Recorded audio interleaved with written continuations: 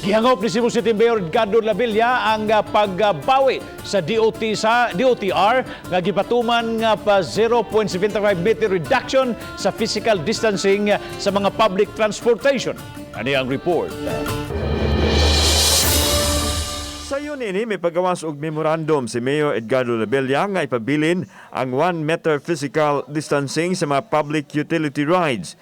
Kinihuman may pagawas ang DOTR nga paubsan ngadto sa 0.75 meter ang physical distancing aron mas daghang mga pasahero ang makasakay sa mga buses ug PUJ.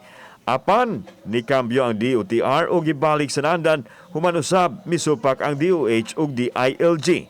Nagpasalamat ko because we are really facing the risk of if we reduce the distance between two people, especially inside a public utility vehicle, we are really doomed to, create a surge again. Suma sa mayor nga dili ang ayang luagan ang mga lagda tungod kay peligro gihapon kaayo ang subling pagkuyanap sa virus, ilabi na sa mga pampublikong sakiran kung magkadikit ang mga pasahero.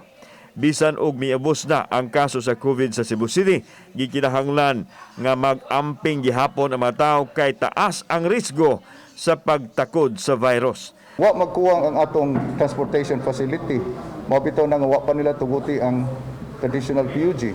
So if that is the case, there is no compelling reason nga atong pa-move on ang distansya between passengers of a transportation facility.